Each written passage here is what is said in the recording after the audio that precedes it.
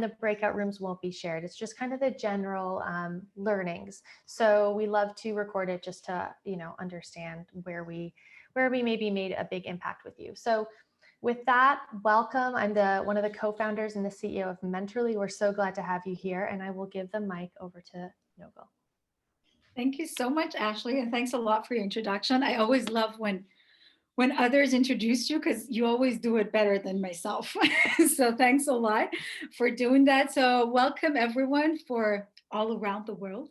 As Ashley said, I'm Nogul. I'm the founder of Glee Factor. With Hope today, we're going to be facilitating this interactive webinar on how to create engaged, high-performing, and inclusive teams.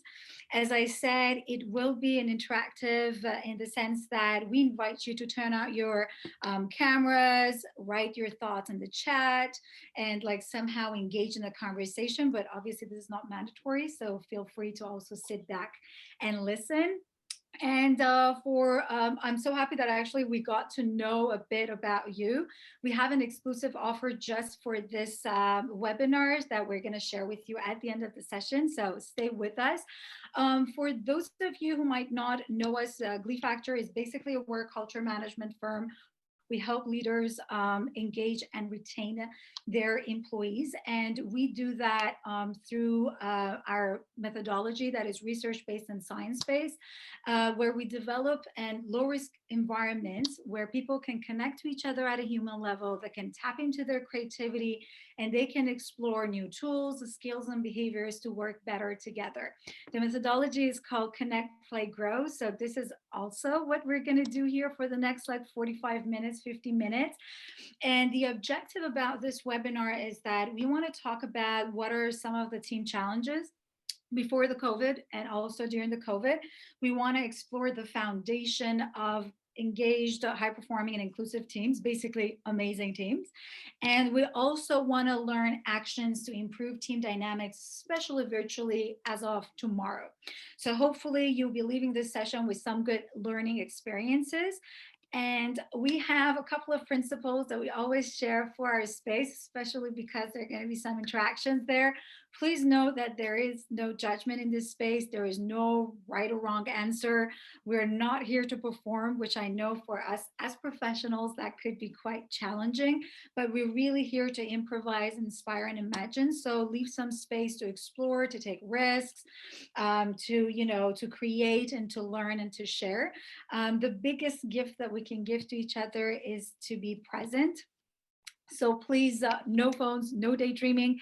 And I hope that you've already found a calm space. So Hope, she's going to be also sharing some technical tips with you that I know by now you guys are masters of it, but we can just hear Hope. Hi, everyone. So nice to be here and see all of you. So just briefly, I'm sure we're all very familiar with Zoom now, but on the bottom left, you can mute or unmute yourself at any point. We do encourage you to share your video so we can see all your lovely faces. We will be using the chat and breakout rooms throughout the session. And feel free to use reactions. And also you can notice we're in the side-by-side view, so you can see Nogul's screen, but also see the other participants while we're sharing. And I'll pass it back over to Nogul. Okay, awesome. So as usual, we're going to start with a check-in with a quick icebreaker. So we're going to use a chat to answer, and then we're going to ask a couple of you to elaborate your answers. So the question is that if you were a stationery, what would you be and why? So I will share my answer. I would have loved to be an eraser because I love the idea of maybe deleting bad thoughts, maybe bad ideas, bad days, bad people. So I love the power of an eraser. So that's what I would have been if I was a stationery. So simply write down your answers. Feel free to be creative. And then we're just going to do a little chat afterwards.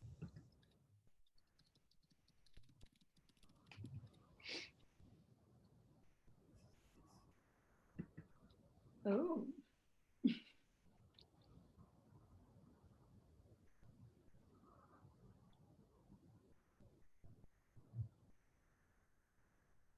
Interesting answers, Hope.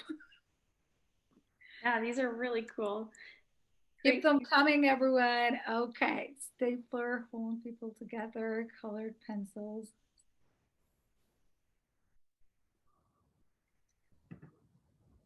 Ruler. Awesome.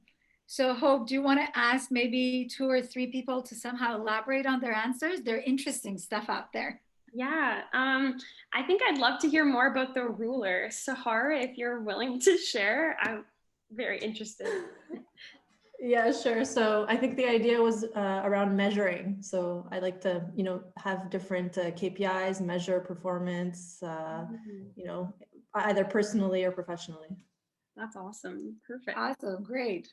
And then somebody said colored pencils, I think I saw. Yeah, Jamie. Love to hear more about that. Maybe if she's around still. No, that's okay. That's okay. Camera's not Oh, my camera's not functioning. Can you hear me? yeah, now we can hear you. Sorry. Okay. Well, I love color and creativity, and I just love the way with colored pencils specifically, you can blend the different colors together and create something new. Awesome. That's so great. I agree. I also want to hear Catherine, handmade card to show someone you care. Can you elaborate on that? Yeah, sure. This is actually a tradition that I do almost yearly, and it's just a way of, that's it, letting someone know that you're considering them when people, especially nowadays, feel so isolated. Awesome. Great. Thank you so much, everyone, for your answers. They're extremely creative, but obviously we cannot go through every single one of them, but thanks a lot for sharing. So we're going to have actually a mindset checking as well. We want to know, especially during this tiring time, what feelings are you bringing to this webinar today?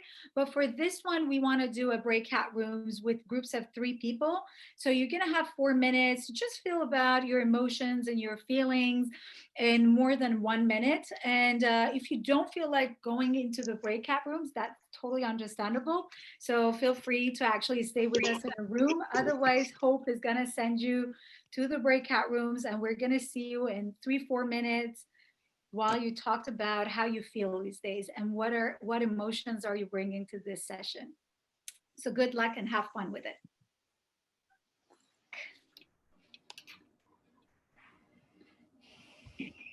Great. So hope you enjoyed your little check-in with some random people. That's always the best. So we're going to actually start with sharing some of the challenges that we see with the teams. So before COVID-19, so many of you know that there are 2 very very deep challenges when it comes to employees and organizations. The first one is the question of engagement.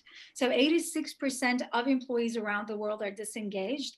And that is a very high number because that means a lot of cost for the employees, but also a lot of cost for organizations. So that's what we see, an extremely high turnover rates and low retention rates. So unfortunately, with COVID and pandemic, none of that changed.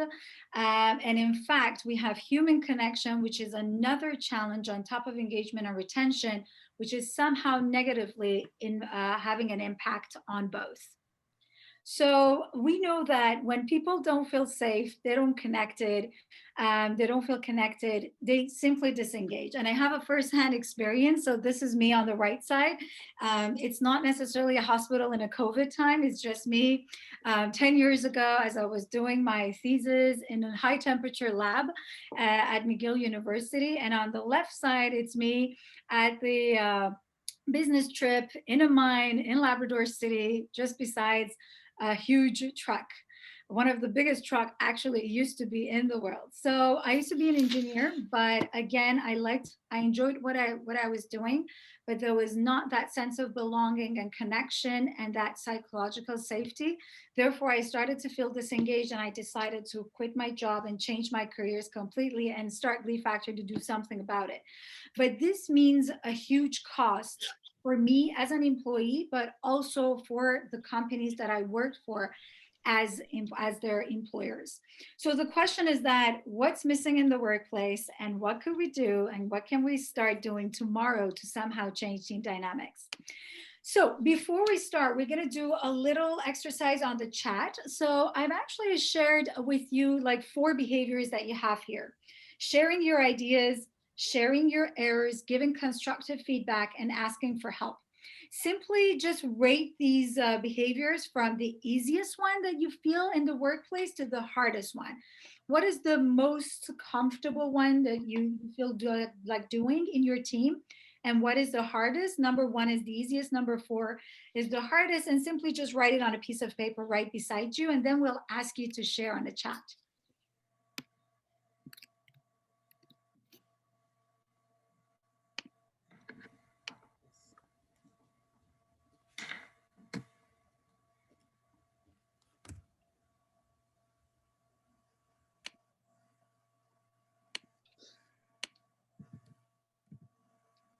Okay, amazing. So simply please share the behavior that you find most difficult to do in your team dynamic. Write it in the chat.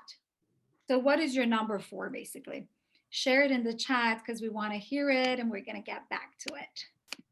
So Hope, what is out there? Okay, as we know.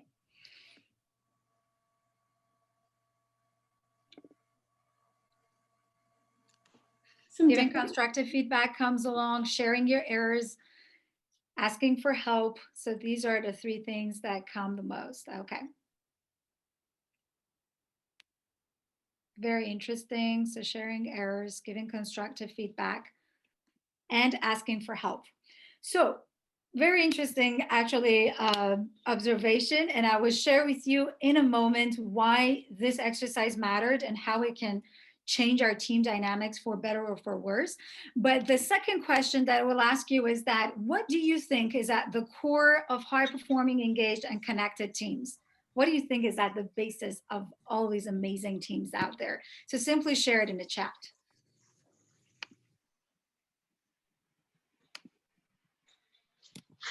Trust, mutual respect, safety, empowerment, open and honest communication, awesome, psychological safety. Someone got an A+ here. Mutual respect and fun, awesome. Vulnerability, positive feedback, good relationship. Obviously, all of your answers are right. All of them, and obviously a couple of you made the right point. Trust is good, communication, good relationship. All of them are important, but they need something else at the foundation for those to happen. And as a couple of you told, is the concept of psychological safety. So at the core of any great and amazing team is psychological safety for everything, for trust, for communication, for connection and learning to happen. And we're gonna talk about it in a minute. But the first question is that, what is psychological safety? So basically the terminology has been used for the first time by Amy Edmondson. She's a professor at Harvard University. Back in late 90s, she was doing a research on medical teams on their team learning. So her idea was that if teams are good at learning, they're gonna make less mistake. But after 6 months, she basically encountered a medical team that they're great at learning, but they're still making more mistakes. So she somehow did more investigation and she realized that they're not compared to other teams making more mistakes, but they're basically sharing their mistakes. So she started to search for this phenomena, that what is this, that this team feel more comfortable sharing their errors compared to the other ones. And that's how she came up with the terminology of psychological safety for the first time. And she defines it like this, that it is a shared belief held by each team member. And the each team member one is the key, that the team is safe for interpersonal risk-taking. And years later, actually, Google did also research around like 10 or 15 years ago to somehow develop the key elements of great teams, and psychological safety again came as number 1, right before like the purpose of the project, the impact of the project, the interdependability of the structure of the project. Psychological safety came as first. But the question that you might ask is that, why does creating safe workplaces matter? And this is what you've just shared with us. Psychological safety matters because people will take risk to do the behaviors that you just shared, which will improve inclusion, engagement, and performance. When people feel safe, they share their crazy ideas. They seek information when they don't know something to learn something. They offer help, but again, they ask for help, which is one of the riskiest behaviors in the workplace. They discuss their mistakes, again, which, as you shared, is another extremely risky behavior. And finally, they seek and give constructive feedback, all in the space that there is no judgment, there is no shame, and there is no fear of failure. So we say that there are 4 stages of psychological safety, and you can just think about it, not necessarily in the research standpoint, but just extremely like human experience or your own experience. If you want to connect to someone, you need to open up, you need to, be vulnerable, and that's risky. So there is an inclusion safety that we need psychological safety for. If you want to learn something, you need to acknowledge the fact that there is a gap in your knowledge. You need to basically ask for information. You need to ask for help, and that's also risky. If you want to contribute, Good class. you need to, again, have psychological safety because that is risky. And the most riskiest thing out there is that when you want to challenge the existing system and say that the process is not working and that we need to improve the status quo, this is where you need the most risk. So in these psychologically safe spaces, people feel comfortable to connect. So human connection will be better. People feel comfortable to learn. People feel comfortable to communicate because of those behaviors, and people feel comfortable to innovate because they can bring their weird ideas and they can take risk trying new things. And that would improve, from the research, the engagement, the inclusion, the performance of the team, and, as we said, the retention of the people, because simply said, when we feel safe and connected and engaged, we're going to stay at a job longer, because what is the use of not staying at that job? So that being said, we want to share some tips with you to bring safety into the workplace. But before that, I know that we talked a lot. I talked a lot. Hope she didn't say much. So we're going to take 1 minute, listen to some music to basically just, digest everything we said. Let me find the music that we like. And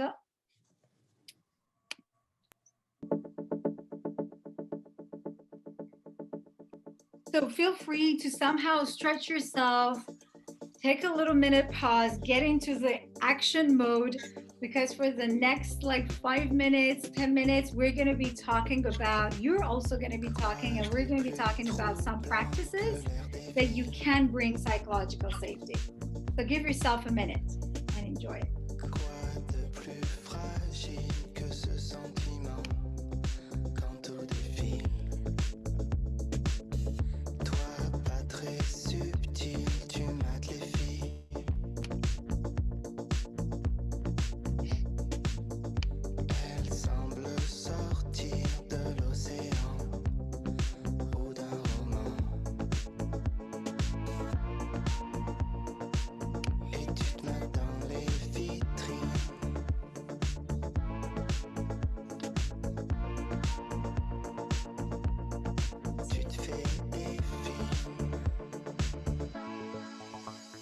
Okay, 30 seconds more if you want to eat something, if you want to drink water, if you want to go to the washroom.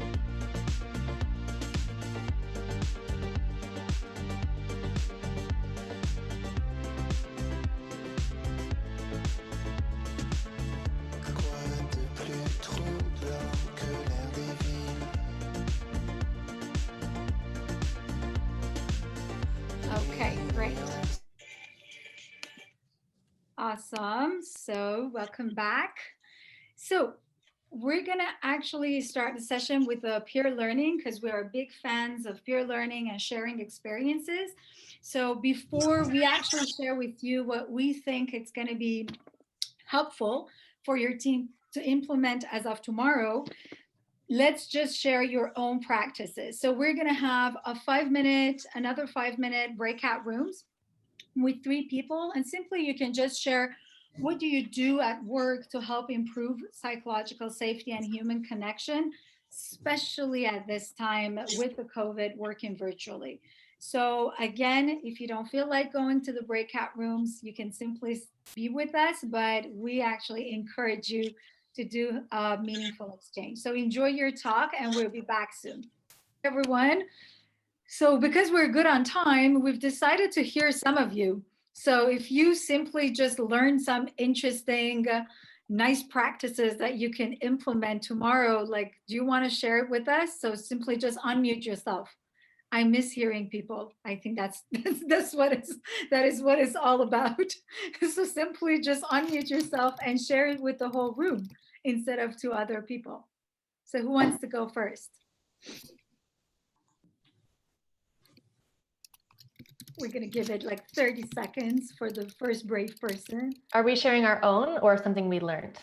Anything. It could be. Okay, I'll kick it off. Kick it off. Sure. So I learned a great structure in tying your values or behaviors to, feedback and conversation. So this was shared within my group, and they have 35 behaviors within the organization. And each time a conversation is being had, they can refer back to one of those behaviors. So if I'm giving feedback or having a conversation, kind of preface it with, this is the behavior I'm trying to display because it's part of who we are. And I just love that framework. It creates a situation where you've stated your intention and that intention is good, and it's only to connect back to that core behavior. So I loved learning that today. Awesome. That's very interesting. Thank you so much for sharing. Anything else?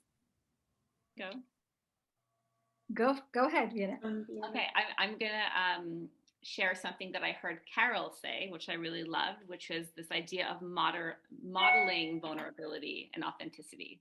So when you're in a position of power or you have the stage or you're speaking up, to model that vulnerability. And also what I'm doing right now, which is calling Carol out on something great that she said, is also something that is, a great way to kind of create that psychological safety. Awesome. Thank you so much. Thanks a lot. We're gonna come back to that. We're gonna talk about that. Anything else as a third thought and last one?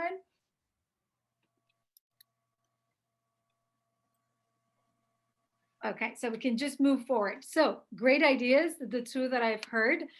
These are all amazing. So what we also, realize from the research, but also from our practices with our clients, there are three things that we will share with you. The first one is to stimulate meaningful conversations and listening with a sense of curiosity.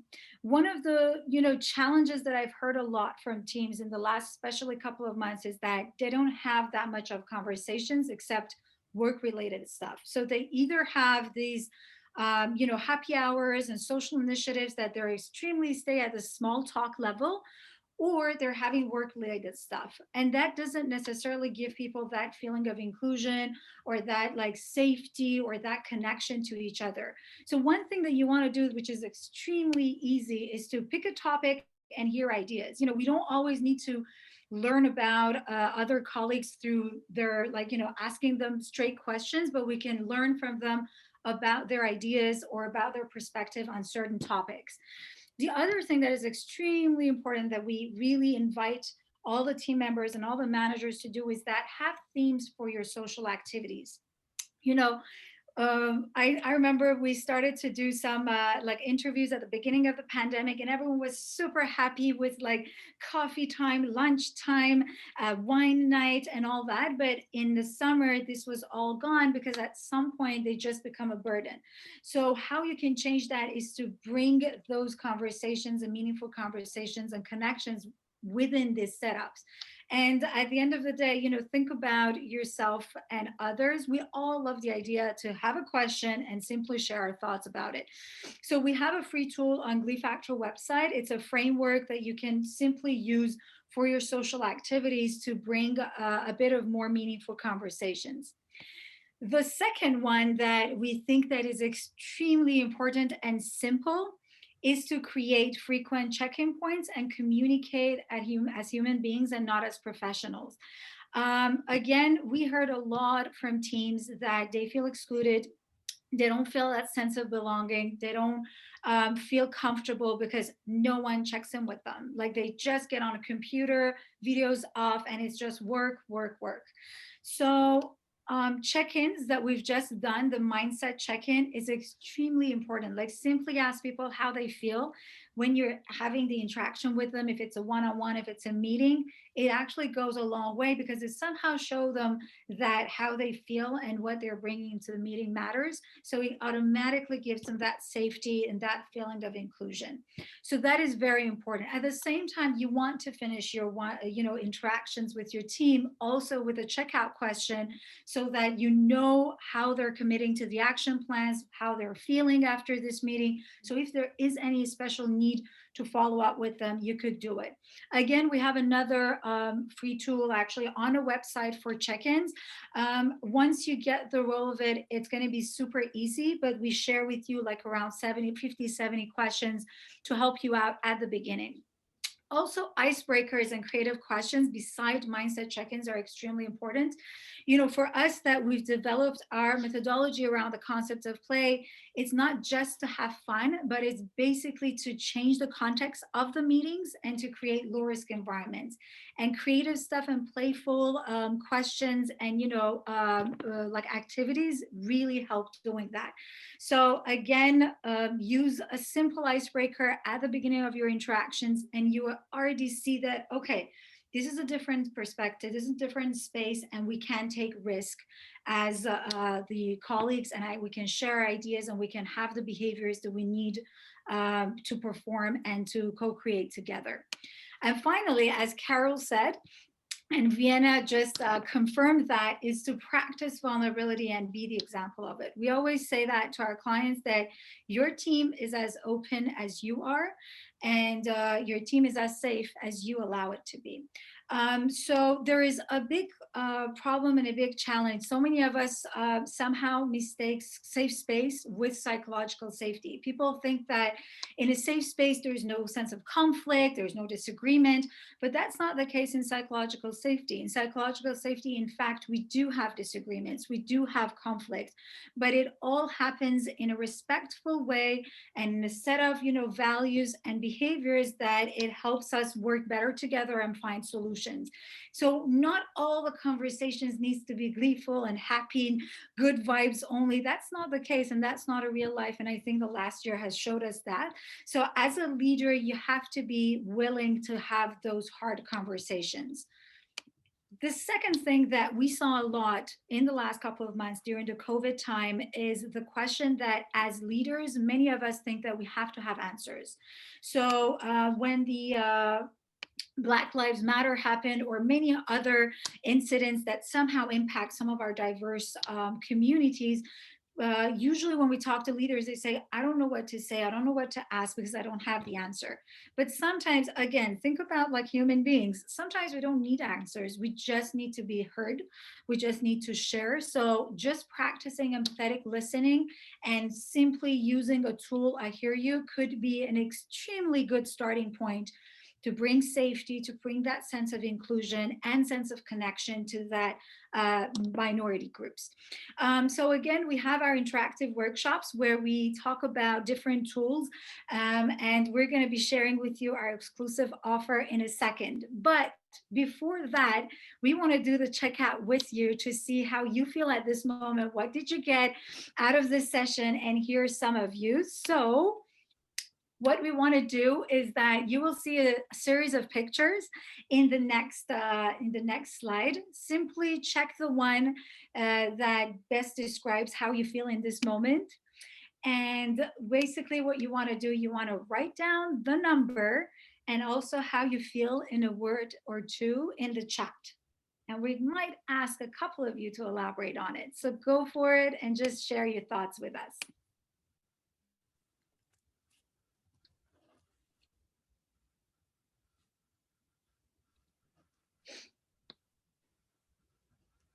So have the answers coming in the chat. Simply choose the picture that best describes how you feel and just share how you feel in one word or two words. And don't overthink it.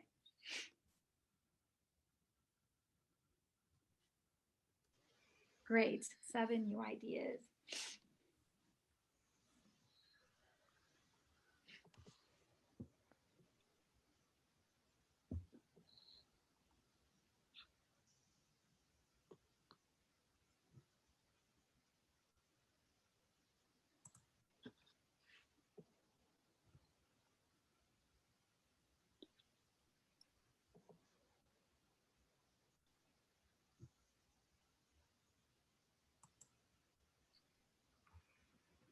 Great, learning and fun, inspired. Awesome. Great. So trying to balance, constantly jumping, freedom, open to new ideas, growth, free and inspire, learning and fun, jumping right in. Great. Thank you so much for sharing. So is there anyone who wants to maybe unmute themselves and elaborate a bit on how they feel at this moment? Or we just randomly choose a couple of you? Number 7. I'm happy to go. I'm Tennille. So I chose picture 3 with the ballerinas dancing, and I work in a role that is one that necessitates people coming to me with a lot of their problems and needing solutions. And sometimes I can feel a little fettered by that and not as creative as I once did in some of the roles I've held. So this picture and this engagement today has inspired me to feel freer and more inspired. Awesome. Thank you so much for sharing. Thanks a lot for sharing. Who's next?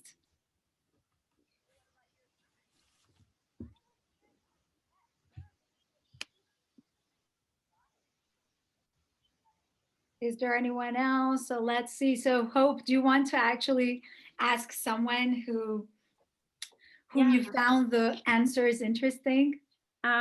Maybe Carol, number 1, learning and fun. I like yes, for sure. Carol, do you want to elaborate on it? Yeah, well, it represents for me the, growth mindset. They are learning to do another activities, some new skills, and it's as Vienna wrote it. I think it's Vienna. It's really playful, and yeah. So for me, that's my current mindset. Learning and try to enjoy in the process. That's amazing. Thank you so much. And it is. I think the play part is the one we need, especially during this time. So Erin, do you want to? I'm also excited. Erin Willett, what is your answer? Just elaborate on it a bit. Hi, Nicole. Hi, everybody. It's nice just to see some faces. And, I think a lot of the people that are here, at least from what I'm hearing and taking in, are on very similar professional journeys as far as what we want to contribute to the environments that we're in. And in this moment in time, it can feel really kind of heavy to do this culture work, to do this engagement work, this emotional inclusion work. And it's good to know that there are other people out there and that we're all kind of treading this together and, riding the wave. So thank you everyone for allowing me to be in this space. Thanks a lot. Thanks a lot, Erin, for sharing. Is there anyone else who wants to share their thoughts with us? I'd like to say this is kind of reinforcing some ideas that are becoming more prevalent, where I think that oftentimes the psychological safety is or has been associated with kind of like the fluff factor. Like, talk about your feelings, talk about safety at work means like you're not going to get work done because you're worried about hurting someone's feelings. But I feel like a lot of the focus within my organization and then hearing it reinforced here and talking with some of you, it's, people work more efficiently when they are psychologically safe because they feel more comfortable being out there and trying something new and admitting they've made a mistake or wanting to hear feedback. And it really is more productive and efficient. So rather than hearing it as like, oh, it's just the fluff factor, it's a soft skill, it really translates into more results by creating this environment. So it was encouraging. It's been encouraging listening in and talking with some of you and reinforcing that idea. So awesome. That is a great learning experience. Thank you so much for sharing that. Anyone else who wants to share their thoughts with us? We still have time if you want. Actually, I would. This is Johanna from San Antonio. Every year we do an employee engagement survey, and every year we it gets worse and worse.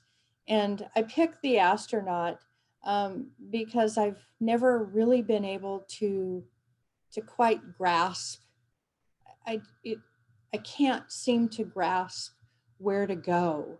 And your webinar has given me the rainbow, and I truly truly mean that, because the psychological safety, I get it. I get what we're missing. Um, I just got to figure out how we can get that in the way our organization is set up. And I see how we're missing that piece in our organization, but it gives me a look out over what he's looking out over the crevice, if you will. But it's a starting spot. So thanks everyone for the thoughts. So there's a good starting place for me. Awesome. Thank you so much. Thanks a lot for joining and for sharing. And with that, actually, I want to also wrap up the session. Before we say this one, I'm going to actually tell you that exactly as you shared, when we talk about psychological safety, work culture, soft skills, they're really vague. They're really like, a bit general concepts that it's really hard to grasp, especially if we're into measuring things, if we're not able, if they're not tangible. What you could do actually using research, using science, and using what Ashley shared, but also what we shared, using evidence and using the behaviors as your tool to somehow evaluate. We talk about safe space all the time. And that's where, unfortunately, the fluffy part comes in. But we cannot claim that we have psychological safety if we have one person within the room that don't do this certain behavior. They're not sharing their errors. They're not sharing the mistakes. They're not asking for help. So you have certain behaviors now to somehow sit back, observe, and somehow evaluate your psychological safety within your team. And it is extremely easier for you to understand what's missing and then using different tools to slowly build up on it. And I totally agree with all of you that you shared that sometimes we know what the problem is, but we don't know where to start. That's why we think that small tools, small changing behavior, behavioral changes can go a long way. We cannot change the whole organizational system in like 2 months or 3 months, but within our teams, we could slowly change that. And what we see with our clients is that yes, work culture, when we're defining it, is a top-down approach. But when you want to create it, when you want to practice it, and when you want to live it, is really a bottom-up approach. So the more you can engage the employees, the more and the easier it is for everyone to build that psychological safety and inclusive work environment for everyone. So as we just promised you, so check out all the resources and all the tools that we have on our website. Hope is going to share the link with you.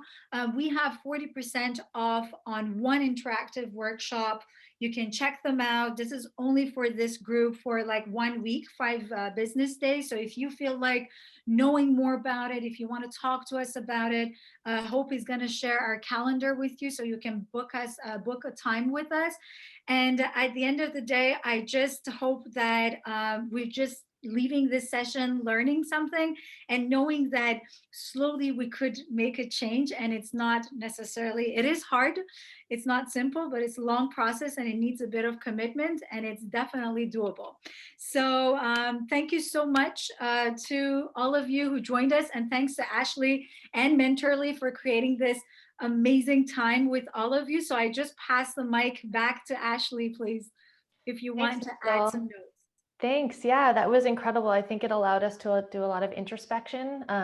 It's information I think we've heard, but in having a reminder and having people connect on it, we can really reflect, okay, we've written this down in our organizations. Are we doing it? Are we doing it as leaders? And so in alignment with what you taught today, I wanted to share a little bit about what we do here at Mentorly. So we know that mentoring is, a proven predictor of success within an organization and within careers. The thing that mentoring leads to is increased overall engagement. And so when we're talking about why are these engagement surveys so low and what kind of action steps can I take, we know that they decrease learning curves and ramp up times. We know that they just help people feel more seen and heard. And so in a work environment, if you don't feel like you see yourself in the leadership role, but you can connect with someone that's maybe in an office halfway across the country and you really bond with them, it will help you remain retained within your organization. There's so many reasons why mentorship is valuable, but there's also a lot of reasons that it's broken. And one of these reasons is that generally it happens via soft intros or warm circle intros. And what happens is people tend to pattern match people that look and have similar backgrounds to them, and they'll carry them through that mentorship practice. What we do here at Mentorly is we create software that allows program managers, leaders of culture to create a program or bring it from in-person to digital and ensure that people are getting the mentorship they need. Mentors is a label that people love to give themselves when they're in a role for a certain amount of time, but we start to think, how often do I actually do that, right? Is my intention around mentorship actually reflected in my execution of mentorship? And so I'm just going to show you a little quick overview at what we do so that you can just learn a little bit more about Mentorly. And I'm happy to dive in on a one-on-one strategy call with anyone that's curious about mentorship within their own organization following this call. So one of the things we talked about is what are the spaces we're creating, right? When we're in person and you go to an event and you see your colleagues and you have a panel, you understand this is a space for me to learn and connect. But in this digital remote scenario, where is your mentorship program living? And when we talk to a lot of our clients, when we're working with them, they say, well, it lives nowhere, right? Like we connect them on Slack. I hope they have a digital coffee, but it really lives nowhere. And so with Mentorly, what you start to create are these portals where people at a glance can start to see who's available within my organization that can mentor me. It allows you to funnel and feature around different skill sets. And we also have matching so that we one-on-one or group match people for success. As a manager in the organization, you can control all of this data from your dashboard. So you can start to see, who's engaging in the program. Can we call out those rock stars that are doing an incredible amount of work within the program? If we go to reporting and see that people are really engaging and giving back a lot, I would love to call out Val or Ryan because they're being amazing mentors right now. And it gives mentees an actionable way to interact. So from booking to profile creation, the whole system is designed so that the flow is that all you have to do is set your agenda and you're with your mentor on a video call and they're there for you. You're constantly getting over barriers of psychological safety and intimidation when you're asking for mentorship. Just because someone says this is your mentor, that mentee is still unaware of what's an appropriate thing to ask them? How do I structure a session? What do I say in my agenda? And so Mentorly just helps you with tips and things within the organization. So we're able to deliver these best practices and research and do them in a tangible way. And the reason that we're super passionate about this is because when we look around and we see Fortune 500 companies, 71% of them actually have mentorship programs already. But when you talk to those organizations, just over 30% of people feel like they actually have a mentor. And that gap just is unacceptable. It means that programs are happening, and then maybe 6 months, a year later, they ask everyone how to go, and only 30% of people say that was really effective for me. And so that's why we're constantly building technology to help people give back as mentors. We enable them, and then also get the advice they need as mentees. If we look at the grander scope of where mentorship's going, it's no longer taking this trajectory of this one person's going to take me under my wing and lead me through my career, right? It can be a one-on-one conversation on a little occurrence that happened at work. It could be a personal conversation around your journey within an industry and you want to go to a different industry. It can be both long-term or short-term. It can be individual or group. And we're building our company around the fact that we want to nurture that and help people grow. We've seen an increased amount of confidence levels before and after using Mentorly. And the big difference it makes for organizations is mentorship is no longer offered to a limited group because it's run on spreadsheets and they just can't handle more than 20 people. It can be offered to 1,000 people because now we have an infrastructure to do that, and it's not taking on anyone's time. So I'd love to talk to any of you that want to learn more. Again, I do free strategy sessions to talk about what you're doing today and maybe how you could improve that using Mentorly or not. I'll put our website here and my direct email if you want to get in touch. Mentorly is continuing to run these workshops for free with different thought leaders within the community to bring value as we're all kind of trying to navigate this next year. I wish things just restarted in 2021, but it looks like we're going to be, working remotely going forward. So we're really excited to be able to bring kind of this high level speakers. And thank you to Glee Factor for coming today. Nogel and Hope, you were incredible. I think it set a lot of light bulbs. If you just want to put in the chat, maybe one takeaway you learned today, we'd be so curious to hear just, one quick lesson that you're going to do tomorrow, or maybe think about a little bit differently. I'll hang on the call for about 5 minutes after if anyone has any questions, but we did want to be mindful of your time and know that we really value joining us. I'll keep you posted of future events coming up, and we're just really grateful that you took the time out of your day to come. So thank you. Thank you so much. Thanks a lot, Ashley. Thank you. You're welcome. Yes, Hope, I love your little clap. I've never done that. I gotta get the emojis on. I do the reaction so often. Okay.